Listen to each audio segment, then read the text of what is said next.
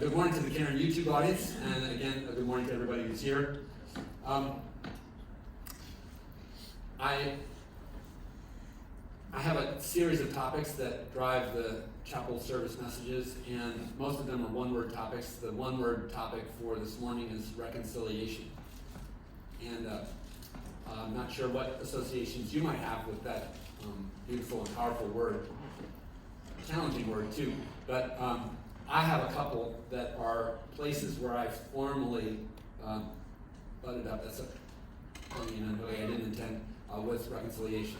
So one of the places where I learned about reconciliation was in my seminary education, where I had the privilege, even though I was not in a Catholic seminary, of taking a course at a neighboring school, which was a Catholic school, and I studied what the Roman Catholic tradition calls the sacrament of reconciliation. Those who are not Catholic often think of it as confession. And that was really interesting for me for a host of reasons. But I'm a rare Protestant clergy person who's trained in the rite. So, and it's been really powerful for me, especially in my work here. But even before that, I'm a person in long-term sobriety, and my sobriety was developing, and I was part of a family that was very profoundly affected by addiction. And at one point, the drunk getting sober family cornered my mother, and we persuaded her to go to treatment for the second time. And when she was in treatment for the second time, the treatment facility, in its wisdom, asked all of my living siblings and I to go for a 5-day experience of family education. And it was not Caron that my mom was in treatment at. It was a treatment center out west. But much to my shock and surprise, the 4 living siblings did end up getting on planes and going out, and we found ourselves in this process of family education with my mother. And during the course of the 5 days, the staff members would refer to, when we get to F&R, and I was like, F&R, I had no idea what they were referring to, and eventually I found out that what the fulfillment of that process was a program element that was, the F&R stood for forgiveness and reconciliation. And you might struggle, as I struggled with that, because I remember thinking at that time, I don't know if I'm ready. You can't make me forgive. And this is one of the reasons why this turns out to be a challenging topic, is that I think sometimes we're just not ready for kumbaya. And that's the sort of, I don't know why that song has gotten to be so picked on, but I think that people go, there's another kumbaya moment, as if it's like, somehow to be laughed at. But I think there's a place, my dear friend Father Bill Hultberg used to make this gesture here, standing in the auditorium and talking about the Caron experience, and that his hope and belief was that putting families back together was an essential component of what happens here. And if you think about it, in one sense, that's a form of reconciliation, right? If a family is broken and finds some way to restore itself, indeed in the Latin, reconciliation is to recombine. So, another way in which those themes and topics converge for me, even though the word reconciliation is not usually associated with it, is for me in my journey of recovery. So at that time when my mom went to treatment, and then later I went to seminary, I was becoming a person of recovery and learning the method that has helped me the most in my sobriety in terms of a recovery method, which is the 12-step method. And today we know that there are other methods. I was just excited to talk with one of our attendees today who's experiencing and trying to focus a little bit on a thing called recovery dharma. And there's smart recovery, and there are Christian and other expressions of recovery movements. Mine, what has propelled me all of these long years, has been the 12 steps. And it's the tradition I know the best, and the one I refer back to the most readily. And one of the challenges for talking to people who are novice about the 12 steps is there's 12 of them. So it's pretty hard to assimilate 12 anythings in one bite. But for those of you who don't know the material, I would ask you to just allow me to just suggest that the middle steps from 4 through 9 are in some ways the meat of the process, with the first 3 and the last 3 having different kind of functions. But the steps are a journey of transformation, and the middle steps from 4 through 9, I think I can say this fairly correctly. Everybody appropriates the steps in their own way, and I'm still learning them myself. But I think the 4 through 9 is kind of the thing that brings about the amazing change. And if you don't do the 4 through 9 thing, then I would say you haven't really experienced what the steps can do. And once you have done 4 through 9, I'm like, wow, okay, you're in. You know, you're a member of the club. And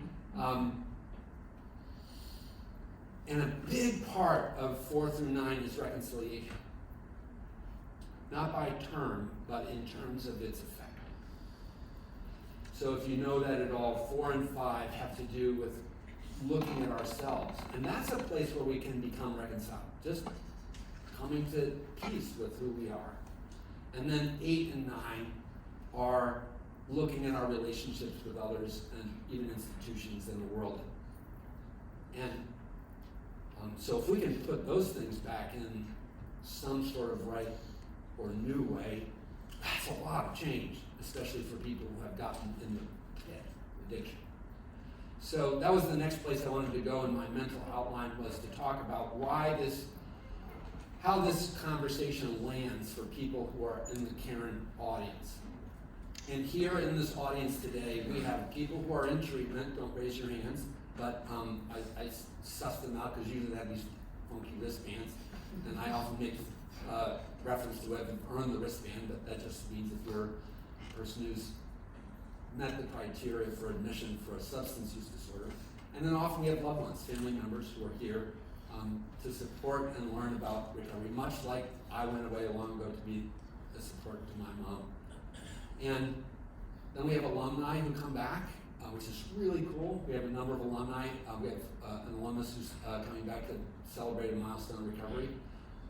We also sometimes have staff and visitors, and especially today I'm excited because we have a couple people that I haven't seen in a long time. So really fun mix of people, but the people who come to Magic Mountain for the chapel service are people who have been profoundly affected by addiction in some way. And I think it's fair to just say, I use the vernacular here a little too much, but addiction sucks. It's a very difficult and challenging reality. And when I first was practicing as an addiction chaplain, well into my sober time, and having converted from an atheist to a person of faith, I sort of migrated back towards the faith traditions of my childhood, having become very estranged from them, which is, they cursed me on point with this. I become unreconciled to faith, and then I became more reconciled in my recovery again with God and, in my case, religion.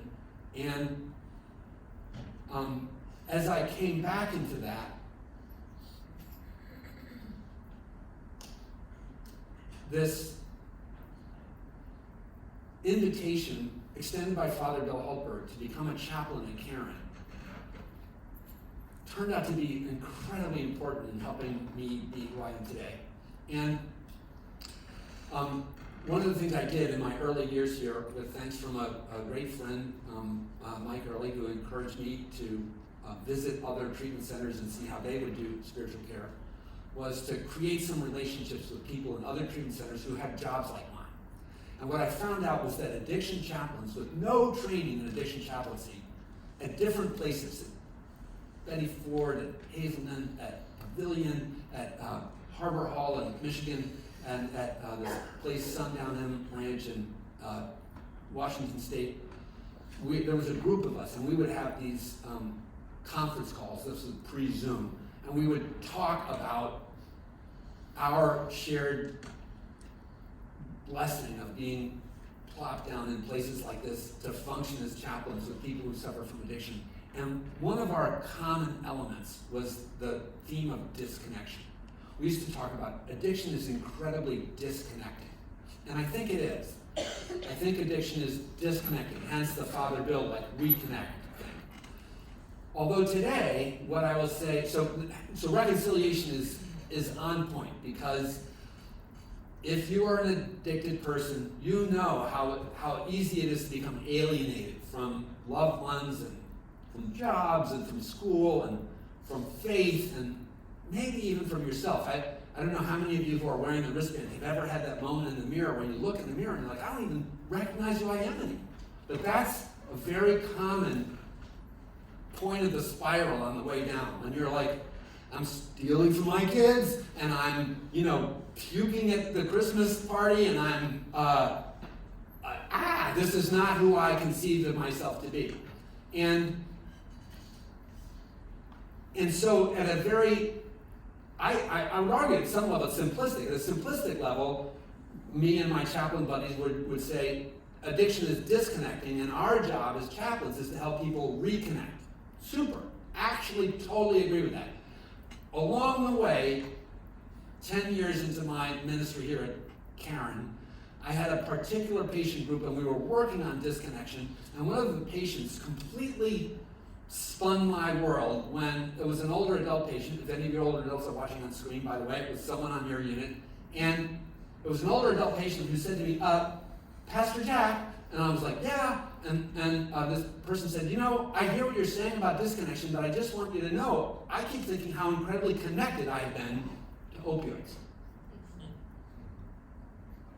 And the truth of what she said, pierced my soul and blew my world. I was like, uh-oh, I need to rethink this whole notion, because I totally related. I was fiercely connected to Johnny Walker Red.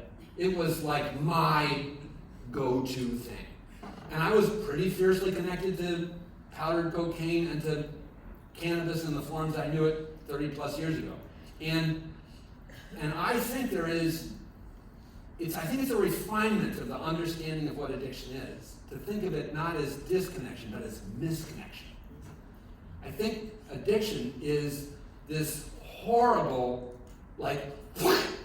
and it's not only us grabbing onto something, but then the thing grabbing onto us. I remember learning in AA years ago this formula, and it's patriarchal in its expression, but the man takes the drink, then the drink takes the drink, then the drink takes the man. And I think this is such an important thing, because as we think about reconciliation, there's like a two-step piece. We have to untangle the entanglement, and then we have this unattached, uncomfortable, restless, irritable, and discontented being, and we have to help foster healthy connectedness. It's a big ask. It's a huge challenge, because the easiest thing to have happen is for the old, misshapen connection to reestablish itself.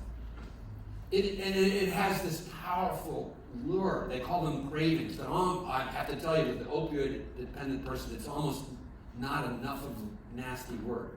It's like, what I have watched with people who are addicted, especially to heroin, is that there's a part of that seems to be the last thing to ever go away, if it even does go away, which is the tug of the grief of the loss of the ability to return to use. And so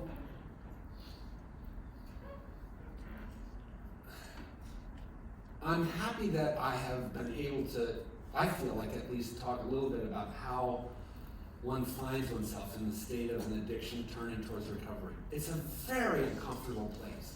And when a chaplain stands up here and starts talking about putting families back together and all that stuff, the present need is, that's like down on the further horizon. But my biggest problem right now is unconnecting myself from the crap I've been connected to that's been killing me and hurting me with others. And so yes, I think there is a sense in which reconciliation shines like a light on the horizon of what this place is about. And it's not a thing that can be readily rushed to a point. Go back to me and my family education experience at another treatment center when they said forgiveness and reconciliation. My first thought was, I'm not ready to reconcile with my mom. I was really pissed at her. And I wasn't sure I was ready to reconcile with my deceased brother. I wasn't sure I was ready to reconcile even with my living siblings. Can you tell I was a little angry? And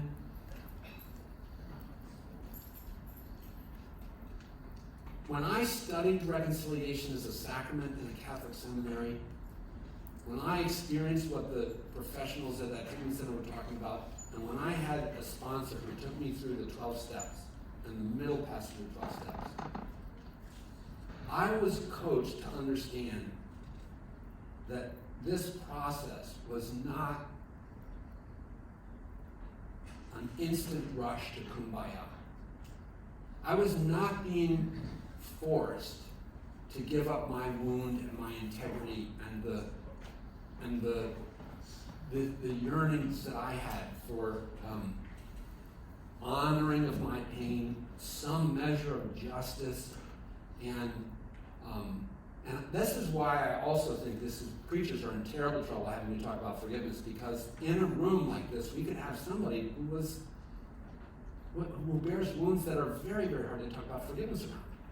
Rape and molestation and genocide and cultural transplantation and being in your foster movement and war and yet at some level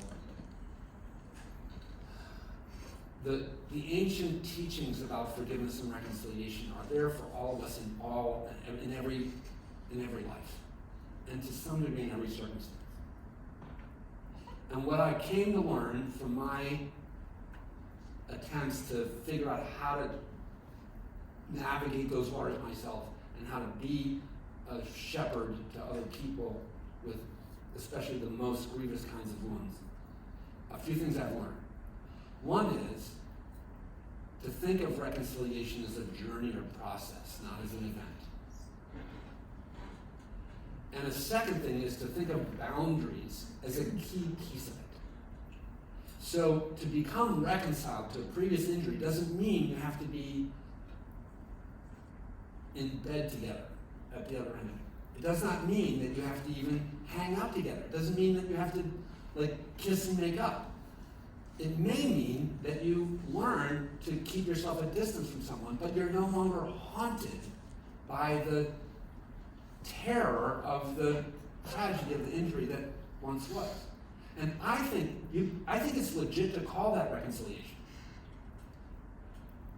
I know in South Africa that there were these truth and reconciliation commissions after apartheid, and part of what was a piece of that was truth-telling. And that's a piece of what I'm talking about. So part of the journey towards this new place of peace that reconciliation holds out for us is speaking it out. That's an essential part of the Roman Catholic rite, by the way, is to talk about the brokenness. And interestingly, in the Roman Catholic rite and the thing that happened in the treatment center for me and my family, and in the 4 through 9 passage of the 12 steps, all three of those processes share something, which is the 12 steppers call it amends. Doing something. So you don't jump to reconciliation without change. You don't jump to reconciliation without some action that enacts difference. Because to skip by it would be to imply that without action, it implies that what happened was okay. And there are so many different situations that I look around and I'm like, oh my gosh, how can I speak to everybody's different situation? But the speaking out, the rendering of some sort of active process, and then this letting go of grudge, this moving into a place new harmony, at least with ourselves, is the map of how reconciliation unfolds in human life. And sometimes, like what happens in the middle is not always an eye for an eye. Thank God. Is if I were to get everything I deserved, I would not be standing here. But I have paid a price sometimes. I'm reminded one of my first ones was this lovely man named Tom, and he was terrified. This is one of these least favorite things. He owed financial amends to the IRS, right? And you're like, oh, and you're like, oh, let that go. He hadn't filed taxes in years. He was terrified. He went and filed taxes, putting this envelope with a tax return in the mailbox, and like completely freaked out. And only later to find out they owed him money. In some of the years he hadn't paid. In other years he owed and he paid penalties. But over time, Tom made that right. And it's braving the consequences. I have many, many times I've gone to somebody to seek to make amends in my recovery journey and had them say, Jack, I don't even really remember it. Or, okay, I get it. It's really, I had a drug debt and I went to pay somebody back and he was like, you still owe me money? But I had made something huge about it in my head. And I need to finish up so we can get on to the rest of the chapel. What I want to ask you to hear from me today is that I have come to believe this is an incredibly important part of what it means to sit in this room. You cannot be a human being and not wrestle with these themes and topics.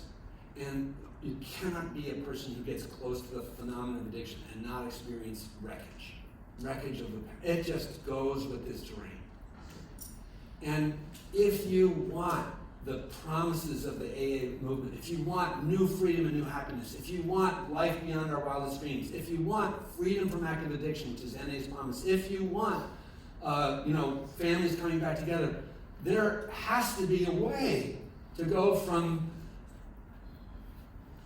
I have hurt you to we can coexist in this world either at distance or close together, but in relative peace with one